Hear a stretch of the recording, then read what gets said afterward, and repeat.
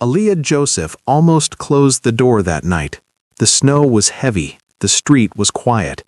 Then she saw him collapse on her porch, a stranger in an expensive suit, bleeding, shaking, speaking a language she hadn't heard in years. She didn't bring him inside because she trusted him. She did it because she knew what happens when men like him are left to die. By morning, the truth came out. The man she saved wasn't lost. He wasn't harmless.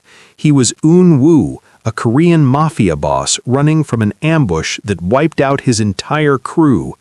He expected fear when he said his name, but Aaliyah didn't react. Her hands shook as she poured him tea, not from fear, but from memory, because the tattoo slipping from his collar wasn't new to her. And the real danger in that room wasn't the man who survived the night. It was the woman who recognized him and chose not to say why. Stay with this story because the reason Aaliyah let him live will scare you more than the fact he's a mafia boss. The cold bit through Aaliyah's robe as she dragged him across the threshold.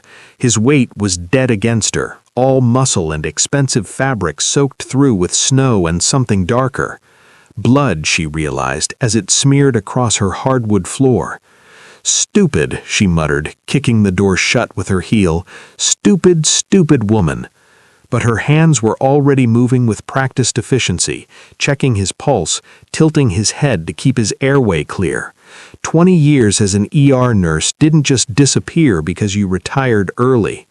His eyes fluttered open, dark, unfocused, fever-bright.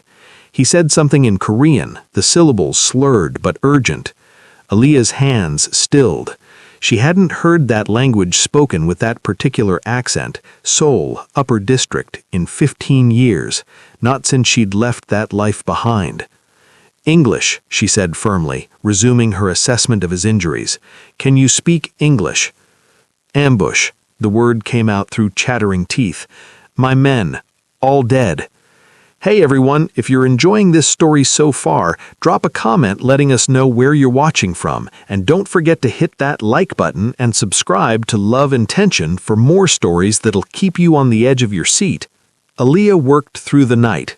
The bullet had gone clean through his shoulder, lucky considering. She cleaned and dressed the wound with supplies from the medical kit she kept in her bathroom, the one her daughters always teased her about. "Mom, you're not at the hospital anymore," they'd say. But nurses never really stop being nurses. As dawn painted the sky gray, he finally slept peacefully. Aaliyah sat in her armchair across from the couch, a cup of tea growing cold in her hands, and studied him. Mid-30s maybe, handsome in that sharp, dangerous way. His suit was custom-tailored, the kind that cost more than her mortgage payment. His shoes were Italian leather, barely scuffed, despite whatever hell he'd run through to reach her porch. And that tattoo peeking from beneath his collar. Her teacup trembled. She set it down carefully. She'd seen that mark before, the coiled serpent with lotus blossoms. It was the symbol of the Baek-sa faction, one of the most powerful Korean organized crime families. They'd been expanding into international territory when she was part of that world, when she was younger and foolish enough to believe she could play both sides. When he woke, it was sudden, his body tensing, hand reaching for a weapon that wasn't there. "Easy," Aaliyah kept her voice calm, her posture relaxed.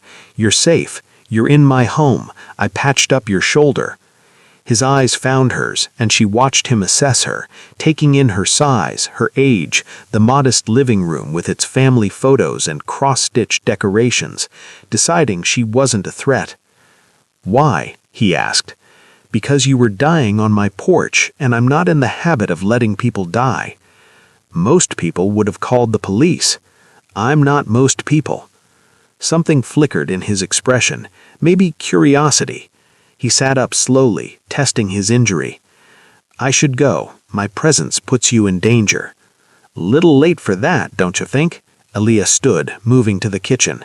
"You're going to need antibiotics to prevent infection, and you're weak from blood loss. You try to leave now, you'll collapse before you reach the end of my street." She returned with water and pain medication, which he accepted with a slight bow of his head. "My name is Eun Woo, and I owe you my life. Aaliyah Joseph, and you don't owe me anything except maybe a new carpet." His lips twitched, almost a smile. "You have family?" "2 daughters, both grown, both living in other states. It's just me here." "That's good." His jaw tightened. "The men who did this, they'll be looking for survivors. They'll check hospitals, morgues. Eventually, they'll expand their search." "How many were you?" 12 of us in the convoy. I was the only one who made it out." His voice was flat, controlled, but Aaliyah heard the grief underneath. "They knew our route, our security protocols. It was coordinated. Someone on the inside." His eyes sharpened on her. "You're familiar with this kind of betrayal." It wasn't a question. Aaliyah returned to her chair, weighing her words carefully. "I watch a lot of crime dramas." "You're lying." But his tone wasn't accusatory, it was intrigued. "Your reaction when you first brought me in, you weren't surprised by the violence, and the way you treated my wound, that wasn't amateur hour first aid. I was an ER nurse for 20 years. I've seen plenty of gunshot wounds." "In Detroit?" "In, among other places." They sat in silence for a moment, each studying the other, both holding back truths. "You should eat something," Aaliyah finally said. "I'll make breakfast, then we need to talk about what happens next." "What happens next is I leave and you forget you ever saw me." "And if I told you that's not possible, that the moment I brought you into my home I made a choice that can't be unmade?" Eun-woo leaned forward despite his injury, his gaze intense. "What are you saying?" "I'm saying that if you were important enough to ambush with that level of coordination, then you're important enough that your enemies will leave no stone unturned. Security cameras caught you running through this neighborhood. Someone might have seen you on my porch. The blood trail leads right to my door." She watched him process this, watched the moment he realized she was right. "Then I've put you in danger simply by existing." "Yes." Aaliyah stood, smoothing her robe. "So, we might as well figure out how to keep us both alive. Now, scrambled eggs or an omelet?" By mid-morning, Eun-woo had told her everything. He was the youngest son of the Baek-saw family, sent to Detroit to negotiate territory agreements with local organizations. The ambush happened on the way to a meeting with a potential ally, someone who'd been vetted, approved, guaranteed safe passage. "Whoever set this up knew details only my inner circle had access to. The meeting location, the timing, our vehicle assignments, even the backup routes we'd planned." "How many people in your inner circle?" 7. 3 are dead. They were in the convoy. That leaves 4. "Do you trust any of them?" His silence was answer enough. Aaliyah watched him move, noting the precision in his steps, the way his hand kept drifting to where his weapon should have been. This was a man accustomed to control, to power. Being vulnerable didn't sit well with him. "You can't go back until you know who betrayed you." "I have to. My family, they need to know what happened, and there are operations, responsibilities. That'll get you killed the second you show your face." Aaliyah's voice was sharp. "Think, Eun-woo, the person who set this up thinks you're dead. That's your only advantage right now." He stopped pacing, turned to face her. "You're very calm about harboring a fugitive. I've seen worse." "Have you?" He crossed to where she sat, studying her with that unsettling intensity. "You know things you shouldn't. You speak like someone who understands this world. Who are you really, Aaliyah Joseph?" "I'm exactly who I appear to be, a retired nurse living alone in Detroit." "Retired at 50? 48, actually. And yes." "Why?" "Because I needed to disappear before someone connected the dots," she thought. "Because I'd played informant for too many sides, and eventually someone was going to figure out the pattern." "Health reasons," she said aloud. Eun-woo's eyes narrowed, but before he could press further, his phone buzzed, the one she'd found in his jacket pocket and charged overnight. He checked it, his expression going carefully blank. "They've issued a statement condemning the terrorist attack that killed me and my men, promising retaliation." "Who issued it?" "Minjin, my second in command. He set the phone down with controlled precision. Either he's genuinely grieving and taking control in my absence, or he's the one who ordered the hit and now consolidating power. Which do you think it is? I don't know. The admission clearly cost him. 6 months ago, I would have trusted him with my life. Now, Aaliyah stood, moving to the window.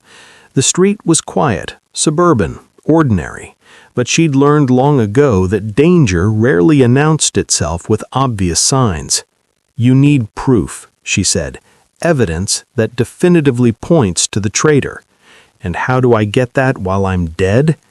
She turned to face him, something settling in her chest, a familiar weight she'd thought she'd never feel again, the weight of a decision that would change everything.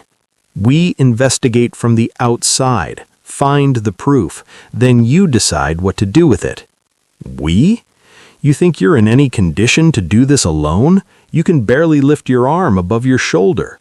I have resources, people I can call. People who might be compromised. Every contact you reach out to is another thread that could lead back to your location. Aaliyah crossed her arms. I, on the other hand, am nobody, a middle-aged black woman living in Detroit. I'm invisible in all the ways that matter. You want to help me investigate a mafia conspiracy? I want to keep myself alive, and right now that means keeping you alive long enough to figure out who wants you dead and neutralizing that threat. Eun-woo studied her for a long moment, and she could see him calculating, weighing risks and possibilities. There's something you're not telling me, Aaliyah, he said finally. Something about why you're so willing to help, why you understand this world. Everyone has secrets, Eun-woo. The question is whether we're going to trust each other enough to survive this. Eun-woo's phone buzzed again. He glanced at it, then showed her the screen. A news article about the attack, complete with photos of the wreckage. They're being thorough, Aaliyah observed, making sure everyone knows you're dead. Which means they'll start tying up loose ends, anyone who might have helped me, anyone who saw anything. Their eyes met, the implication clear. Then we move fast, Aaliyah said. Tell me about your inner circle, everything, names, positions, weaknesses. If we're going to find your traitor, I need to know who I'm hunting. For 3 days, Aaliyah became someone she'd thought she'd left behind. She used old skills, old contacts, made phone calls to people who owed her favors from a lifetime ago, dug through public records and private networks, piecing together information about Eun-woo's organization from the outside. Meanwhile, Eun-woo recovered. His shoulder healed faster than expected, the benefits of youth and excellent physical conditioning. But the real wound was the betrayal, and that would take longer to mend. They fell into a rhythm. Morning strategy sessions over coffee, afternoons spent on separate investigations, comparing notes in the evening, nights where sleep came hard for both of them, hyper-aware of every sound outside, every passing car. And somewhere in those long evenings, talking through possibilities and dangers, Aaliyah felt the walls she'd built around herself begin to crack. Tell me about your daughters, Eun-woo said, one night, both of them exhausted from hours of research. Maya's a lawyer in Chicago, corporate law, thankfully, nothing criminal. Zara is a teacher in Atlanta, 2nd grade. Aaliyah smiled. They think I'm boring, a retired nurse with too many houseplants. But you're not boring. No, I'm not. I met his eyes across the dining table, documents spread between them. I used to be reckless, thought I was smarter than everyone else, played dangerous games with dangerous people because I convinced myself I was doing good. What kind of games? The kind where you collect information on criminal organizations and pass it to whoever pays the most, sometimes law enforcement, sometimes rival factions, sometimes foreign intelligence. Eun-woo went very still. You were an informant. I was a ghost. The old code name tasted bitter on her tongue. Someone who moved through the medical world, treating people who couldn't go to hospitals, learning their secrets. I told myself I was making the world safer. Really, I was just an addict for the thrill of knowing things I shouldn't. Why did you stop? Because I got good at it. Too good. Started noticing patterns, entire operations collapsing based on information only I could have provided. Began hearing whispers about someone who knew too much, a ghost who needed to be exorcised. She stood, moving to the window again, her habitual refuge when memories got too sharp. So you disappeared, took your daughters, and moved here. Became exactly what everyone expected, a tired black woman in her 40s, retired early, invisible. But you kept the skills? You can't unlearn what you know, can't unsee what you've seen. She felt him move behind her, close but not touching, his reflection ghosted beside hers in the window's glass. "The serpent tattoo," he said quietly. "You recognized it immediately. Not from news reports or crime dramas. You recognized it because you've seen it before." Aaliyah's reflection smiled without humor. "I treated 3 Backsaw members in Seoul back in 2008. Gunshot wounds after a territorial dispute with the Jopak syndicate. They never knew I understood Korean, never realized I was memorizing every word they said." "What did you do with that information?" "I sold it to the highest bidder.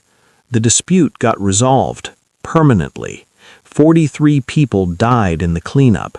She turned to face him. "That's who I was, Eun-woo.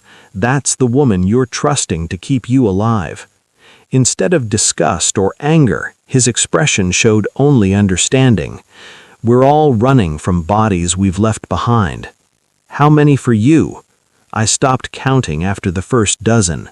He held her gaze steadily. "My family doesn't deal in legitimate business, Aaliyah. We move money, drugs, weapons. We enforce territory through violence. I've ordered deaths and executed traitors and slept just fine afterwards."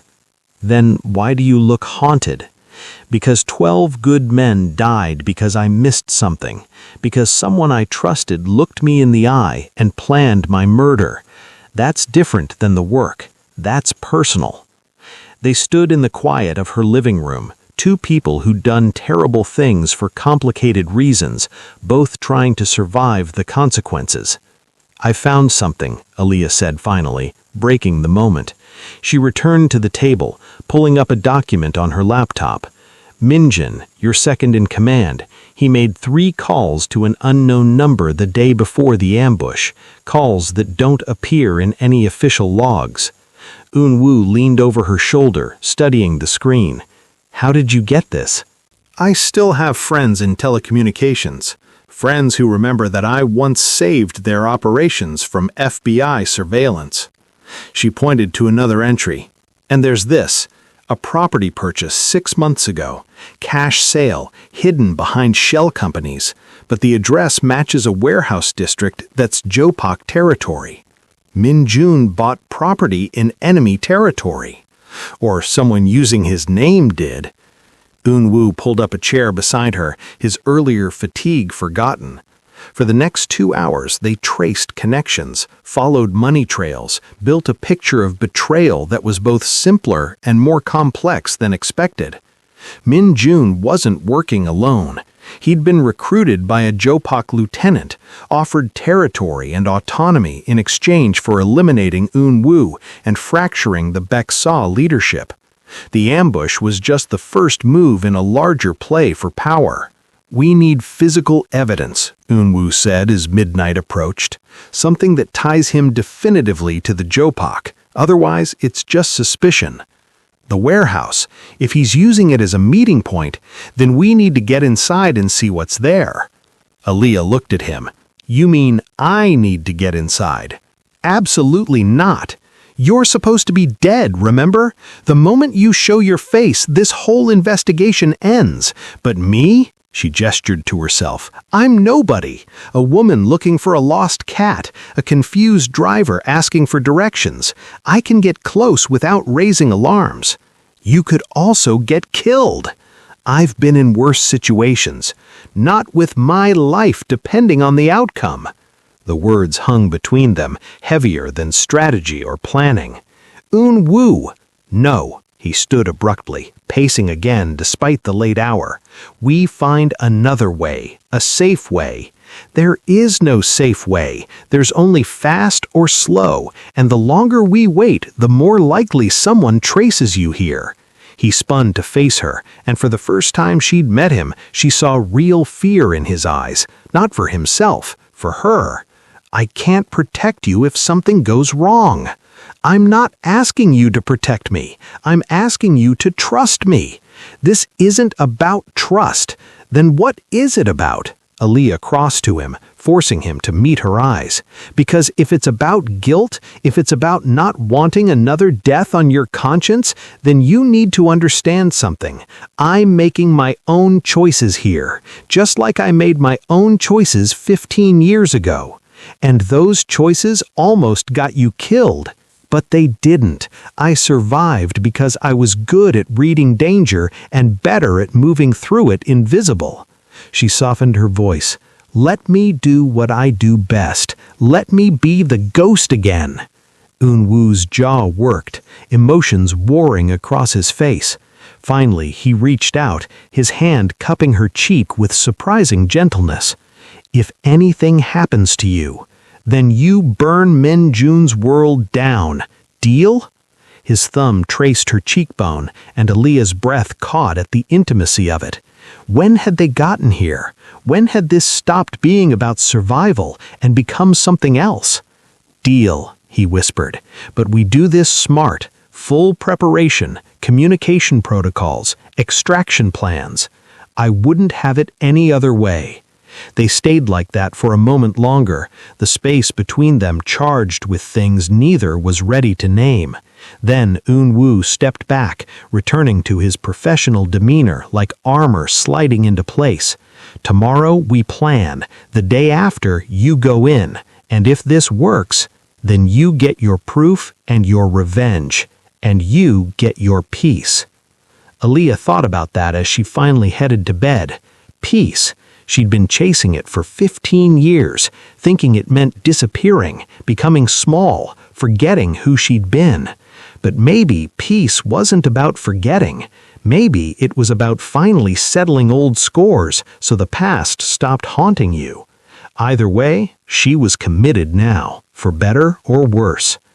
If you're still with us, you're amazing. Drop a like on this video and subscribe to Love and Tension if you haven't already. You don't want to miss what happens next. The warehouse was exactly as forgotten as they'd hoped. Aaliyah approached on foot, dressed in forgettable clothes, carrying a shopping bag from a local store. Just another woman cutting through the industrial district on her way home. The earpiece nestled in her ear was nearly invisible, Un-woo's voice a quiet presence as he monitored from 3 blocks away. Security camera on the northwest corner. Pause at the corner, check your phone. Natural behavior.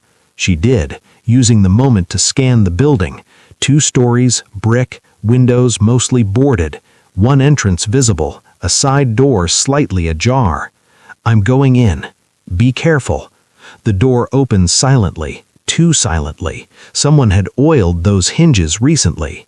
Aaliyah's pulse quickened as she slipped inside, letting her eyes adjust to the dim interior. The main floor was mostly empty, abandoned machinery, scattered debris, but there, in the far corner, a cleared space, recent activity evident in the swept floor, the stacked crates, the folding table with papers spread across it. She moved closer, her phone already out and photographing everything. Financial documents, territory maps, and there, a contract bearing Min Jun's signature alongside a Jopak chop seal. "I've got it. I've got physical proof of the alliance. Get out, now." But Aaliyah paused, something catching her eye. Another document, partially hidden beneath the others. She pulled it free, and her blood glowed cold. It was a dossier on her. Her photo, old from her ghost days, her real name, her daughters' names, their addresses, her current residence circled in red. "They know," she said, her voice steady despite the fear flooding her system. "Unwoo, they know about me. They have everything." A sound behind her. Aaliyah spun, finding 3 men blocking the door she had entered through. They weren't surprised to see her. They'd been waiting. "Aaliyah Joseph, the ghost. We wondered when you'd show yourself." She didn't run. Running would just confirm guilt. Instead, she straightened, letting years of experience smooth her expression into confused innocence. "I think you have me confused with someone else. I'm just—" "Enough." He stepped forward, and he saw the weapon at his hip. "You disappeared 15 years ago. Many people looked for you. Many people wanted you dead for what you knew." "I don't know what you're talking about." "Then why are you here, in this warehouse, photographing documents?" Aaliyah's mind raced, calculating angles, distances, odds. 3 armed men between her and the exit. Unwoo blocks away, unable to help without revealing himself. "How did you find me?" she asked, buying time. "We didn't find you. You found us." He smiled without warmth, but when Min Jun's security flagged unusual searches into his activities, we started investigating. Imagine our surprise when the IP address traced to a house where a certain Korean businessman collapsed 3 days ago, a businessman who should be dead. Where is Unwoo?" The question was soft, almost gentle, but Aaliyah heard the threat underneath. "Dead. Like your news reports say. You're lying. You're protecting him, which means he's close, which means—" A crash from above. All 3 men looked up, distracted for just a second. Aaliyah moved. She grabbed the nearest crate and swung it with all her strength, catching the closest man in the knee. He went down hard. She was already running, not for the blocked door, but for the stairs she'd spotted earlier. Gunshots cracked behind her. Wood splintered.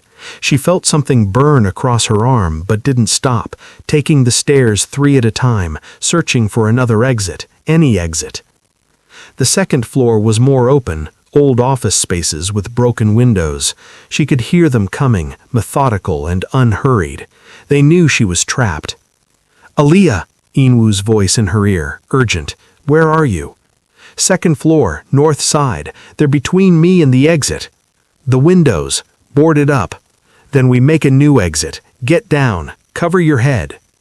She barely had time to drop before the north wall exploded inward. Not literally, but Inwoo's stolen truck crashed through the weakened bricks like they were paper, skidding to a stop mere feet from where she crouched. "Get in!" Aaliyah didn't hesitate. She dove through the passenger window as Inwoo threw the truck in reverse, tires screaming as they backed out through the hole they'd created. Gunfire followed them, bullets sparking off metal. Inwoo drove with one hand, the other holding his weapon, returning fire with practiced precision. The truck fishtailed as they hit the street, then straightened as he accelerated away. Neither of them spoke until they were blocks away, certain no one followed. "You're bleeding," Inwoo said, his voice tight. "Graze, I'm fine." Aaliyah pressed her hand against the wound, feeling the sting. "I got the proof, photographs of everything, including their dossier on me." "They knew who you were. They were waiting." "Not for me specifically, for whoever was investigating." She pulled out her phone with shaking hands, checking that the photos had backed up to the cloud. "But yes, they identified me, which means my daughters are already being protected. I made calls while you were inside. My people in Chicago and Atlanta are watching them. No one's getting close." Aaliyah closed her eyes, relief and terror warring in her chest. "Your people, the ones who might be compromised. These are different people, contacts outside my usual circles. They don't know where I am or what I'm doing, just that those 2 women need protection." She looked at him then, really looked. His shoulder was bleeding again. He'd torn his wound during the rescue. His face was set in hard lines, his hands steady on the wheel despite the violence they'd just escaped. "You were not supposed to reveal yourself," she said. "You were supposed to stay dead." "Plans change." Wu. They had you. They were going to kill you or torture you for information. There was no choice. He glanced at her, something fierce in his eyes. I would burn my entire operation to the ground before I let them touch you. Do you understand that? Aaliyah's breath caught. That's not rational. I know. It's dangerous, compromises everything. I know. Then why? Because somewhere between you dragging me half dead into your house and planning investigations over coffee, I stopped being willing to imagine a world where you don't exist. His voice was rough, honest.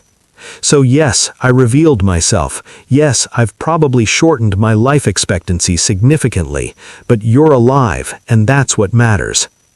They pulled into a parking garage, not her house, somewhere neutral. Wu killed the engine and turned to face her fully. We need to move, he said. They'll trace you back to your house if they haven't already. We need somewhere safe while we figure out our next move. Our next move? You think I'm leaving you to face this alone? They know who you are now, Aaliyah. Know what you were. That makes you a target for more than just Minjun and the Jopok. She knew it the moment she saw that dossier. The ghost was exposed. All the people who'd wanted her dead 15 years ago would come looking now that they knew she was alive. I've ruined your life, Wu said quietly. If I'd died on your porch like I should have. Don't. Aaliyah reached across the space between them, her hand finding his. I made my choice when I opened that door. I'd make it again. Even knowing it ends like this? This isn't the ending. This is the middle. We're not done yet. His fingers tightened around hers, and for a moment they just sat there, two people who'd found each other in the worst possible circumstances and somehow become essential to each other's survival. I have a safe house, he said finally, outside the city, secure, stocked. We can regroup there, send the evidence to people I trust, and wait for the fallout. And then? Then Minjun dies, and anyone who helped him, and the Jopok learn that betraying my family has consequences. There was no emotion in his voice when he said it, just cold fact. This is who he is, a man who dealt in violence and revenge. She'd known that from the beginning. But there was something else, too, something in the way he crashed through a wall to save her, in the way he looked at her now like she was worth more than territory or power or pride. Okay, Aaliyah said, let's go to your safe house, figure out our next move. But Wu, when this is over, when Minjun is dealt with and the threat is neutralized, we need to talk about what happens next. After? After the revenge, after the danger, what comes next for us? His thumb traced circles on the back of her hand, a gesture so gentle it seemed at odds with everything else about him. What do you want to come next? I don't know yet, but I know I'm tired of running, tired of hiding who I was. Maybe it's time to stop being invisible. That's dangerous. Everything about this is dangerous, but at least this way I get to choose my dangers instead of them choosing me. Wu lifted her hand to his lips, pressing a kiss to her knuckles that sent warmth flooding through her. Then let's survive this first, deal with the immediate threats, and when the dust settles, he met her eyes, we figure out what two people with blood on their hands and ghosts in their pasts do next. Deal. They drove to the safe house in comfortable silence, hands still linked across the center console, both of them bleeding and exhausted, but somehow more certain than they'd been in years. The safe house was exactly what Aaliyah expected, isolated, fortified, stocked with enough supplies to withstand a siege. Wu's world leaked into every detail, from the weapon cache in the basement to the surveillance system that would alert them to any approach. But there was also a well-stocked kitchen, a comfortable bed, windows that looked out on forest instead of streets. It's not terrible, Aaliyah said, exploring the space while Wu finished his security check. When he returned, she gestured to the couch. Sit, your shoulder is bleeding again. He complied without argument, and Aaliyah set about cleaning and redressing the wound she'd treated 3 days ago. 3 days. It felt like a lifetime. "You're good at this," he said, watching her work. 20 years of practice, plus all those years patching up criminals who couldn't go to hospitals. Do you regret it, that life?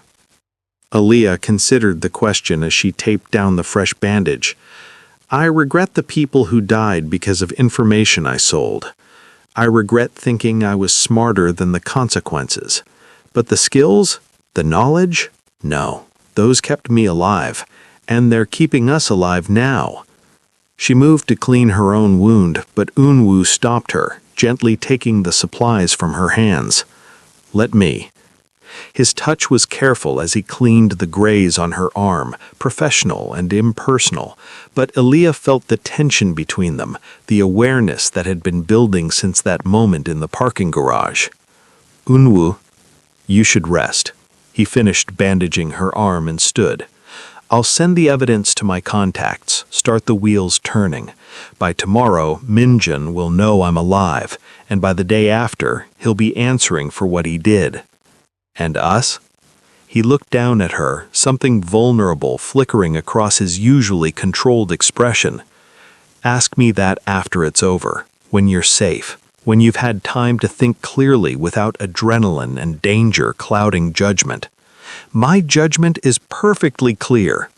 Aaliyah, I'm not some civilian caught up in circumstances I don't understand. I walked into this eyes open. I know who you are, what you do, and I'm still here. You're here because you don't have a choice. They've identified you. I'm here because I choose to be. She stood, closing the distance between them. Stop trying to give me exits. Stop trying to protect me from my own decisions. His control cracked, just a fraction. You don't know what you're asking for. Don't I? I'm asking for a man who crashes through walls to save me, who arranges protection for my daughters before confirming they're safe himself, who looks at me like I'm worth more than the secrets I carry. She placed her hand over his heart, feeling it race.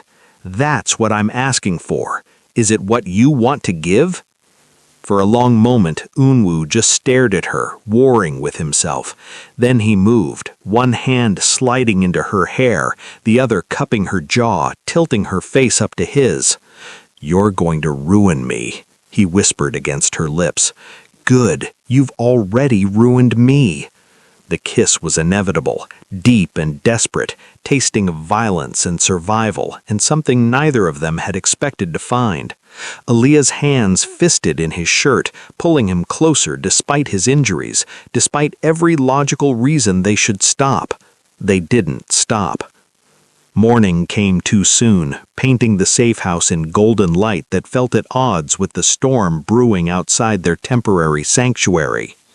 Aaliyah awoke to find Unwoo already up, dressed, checking messages on a secure phone.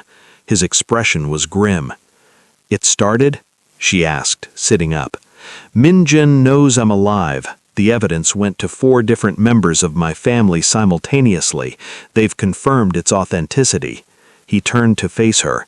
By tonight, he'll be summoned to answer charges. By tomorrow morning, he'll be dead. There was no satisfaction in his voice, just weary acceptance of necessity. How do you feel about that? I don't. Feeling is a luxury I can't afford right now. Aaliyah rose, crossing to where he stood. That's a lie. It's survival. It's avoidance. She placed her hand on his arm, feeling the tension thrumming through him. He was your friend once, your second. Mourning that betrayal doesn't make you weak. It makes me vulnerable. To what? Me? I've already seen you at your lowest. Unwoo's jaw tightened, emotions flickering across his face too fast to name. 12 men died because I missed the signs, because I trusted when I should have questioned.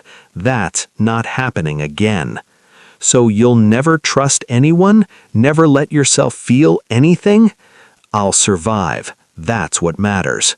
That's not living. That's just existing. He pulled away from her touch, putting physical distance between them. I need to go into the city, meet with my family, confirm the evidence chain, provide testimony about the ambush. When? This afternoon. I'm coming with you.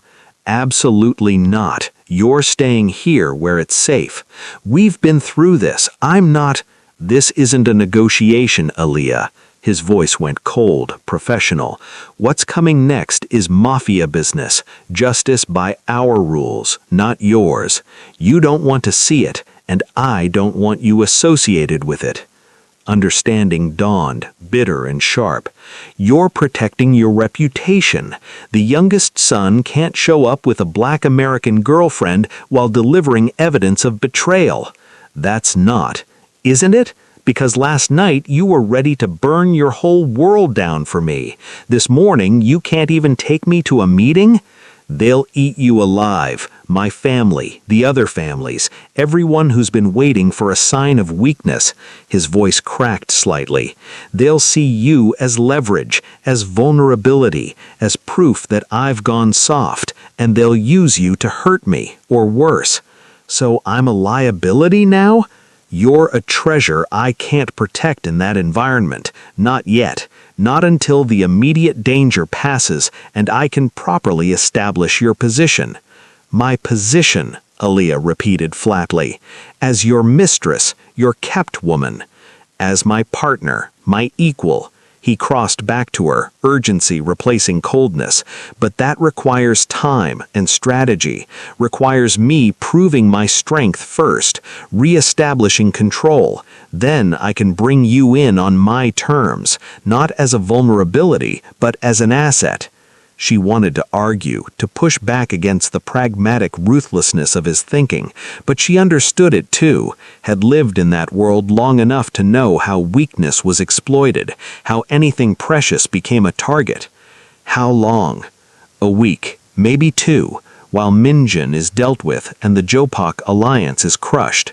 Once that's settled, once my position is secure again, then I introduce you properly, make it clear that touching you means war. And until then, you stay here, safe, protected by people who report only to me.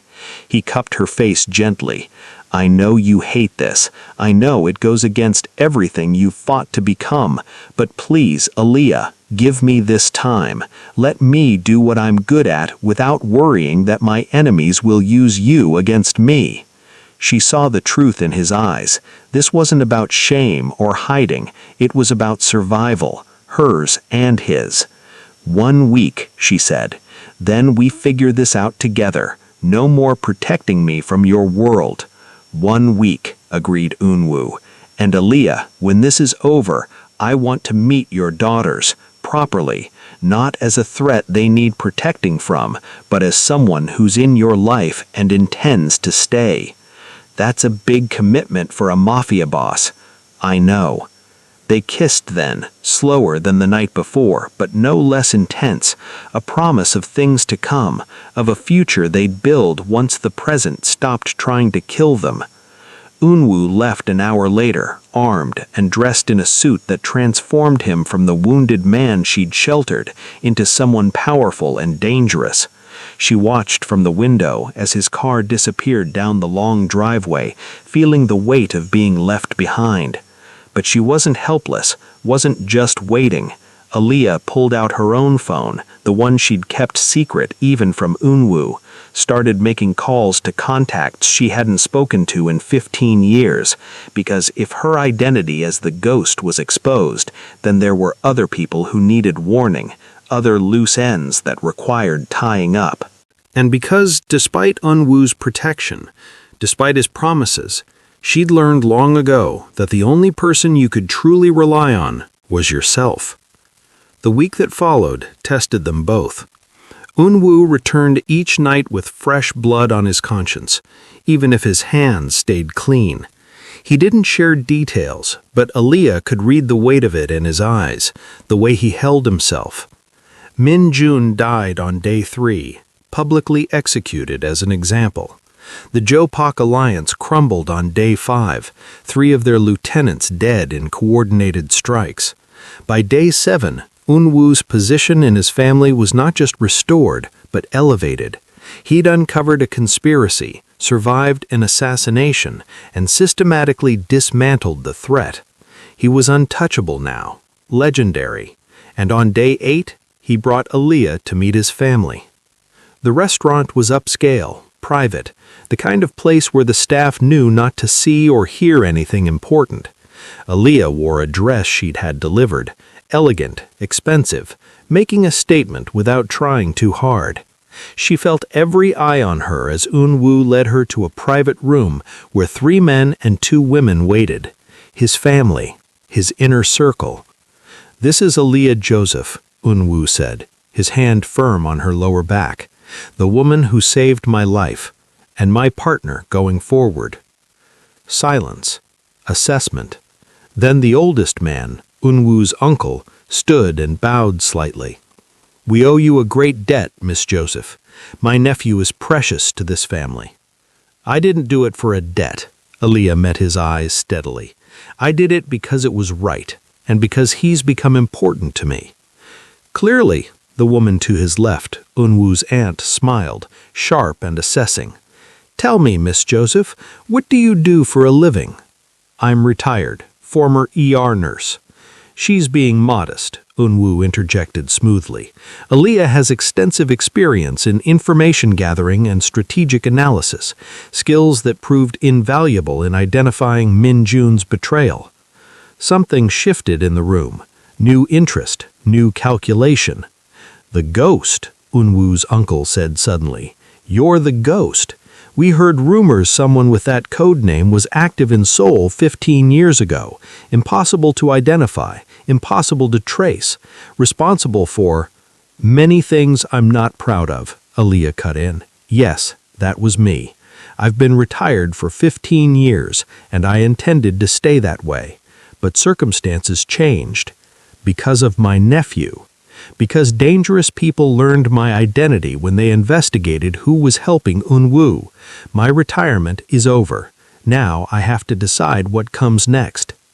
Unwoo's uncle studied her for a long moment, then laughed, a sound of genuine delight. "You brought us the ghost, the information broker half the world has been searching for." He raised his glass. "To Aaliyah Joseph, welcome to the family." The others raised their glasses, and Aaliyah felt the shift. She wasn't just Unwoo's girlfriend. She was an asset, a weapon, someone with value independent of her relationship.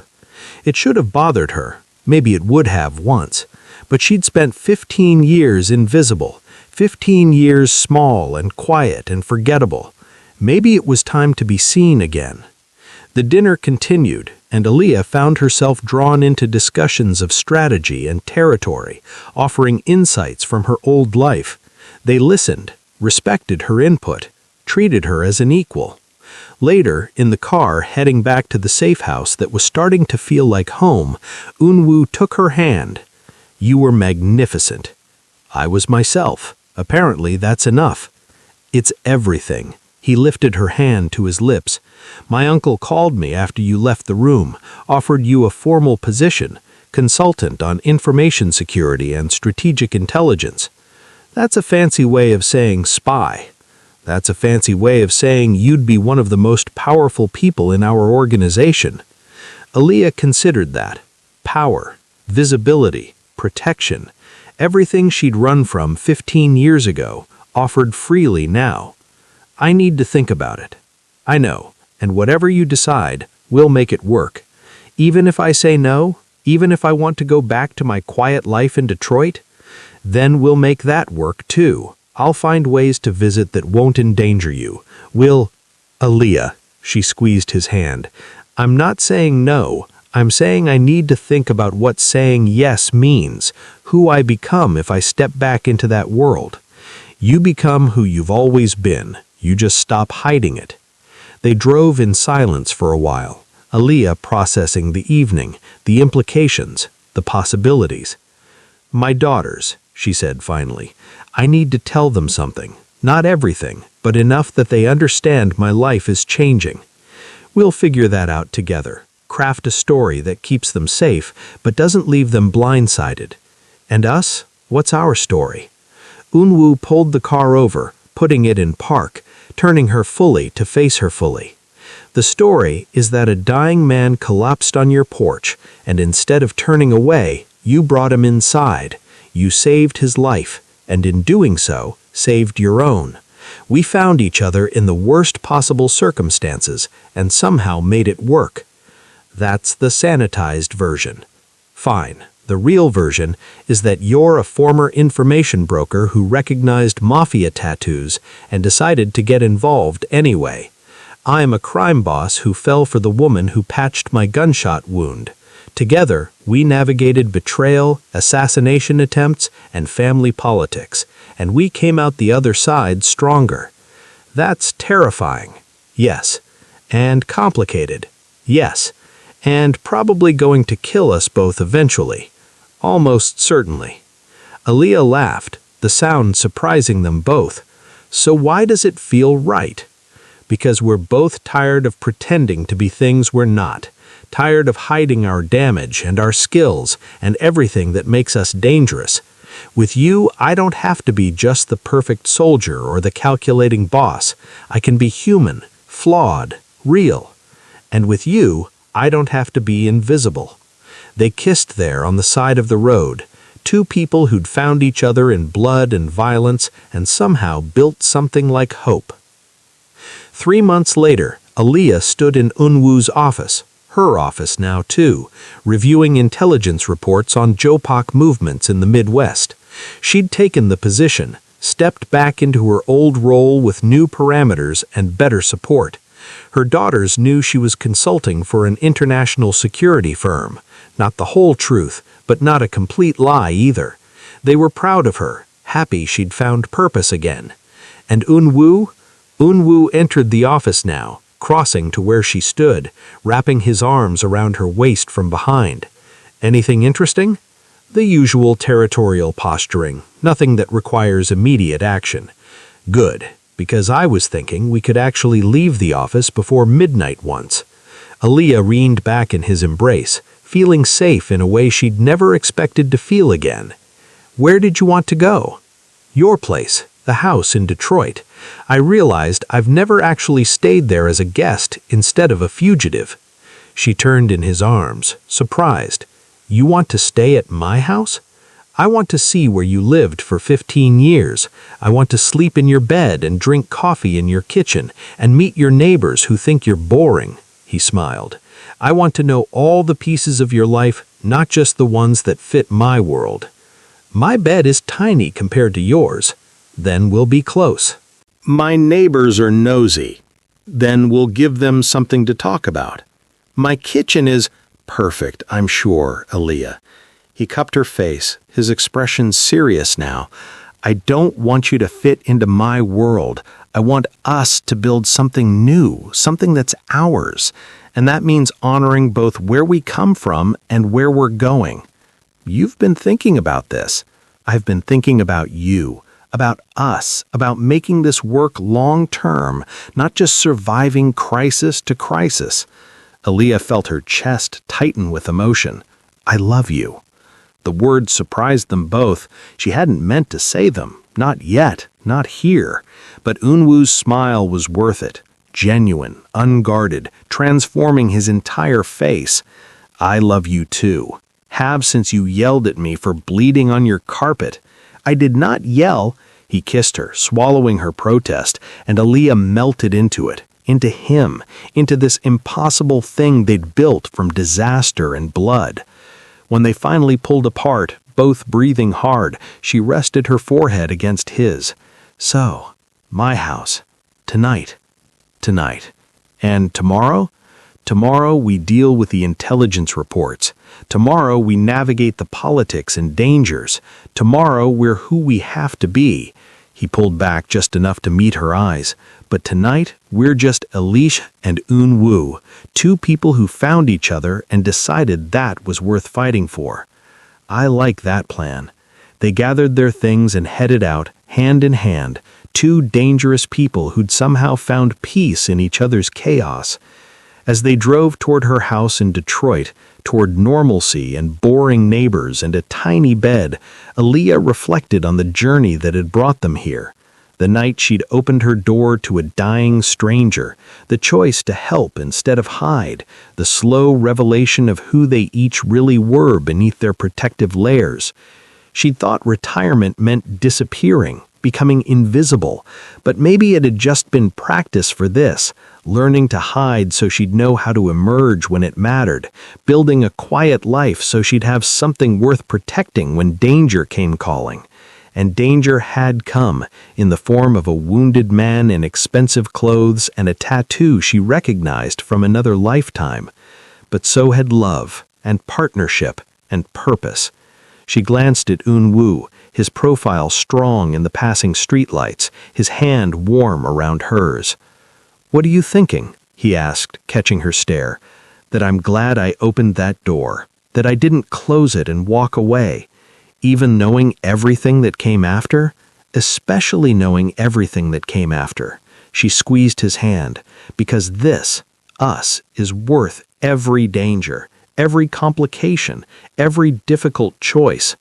"Yes," he agreed softly, "it really is." They drove on through the night, toward home, toward a future they'd build together despite the odds. And somewhere in the back seat, under files and weapons and all the tools of their dangerous trade, a small velvet box waited. Un-woo wasn't sure when he'd give it to her, maybe tonight,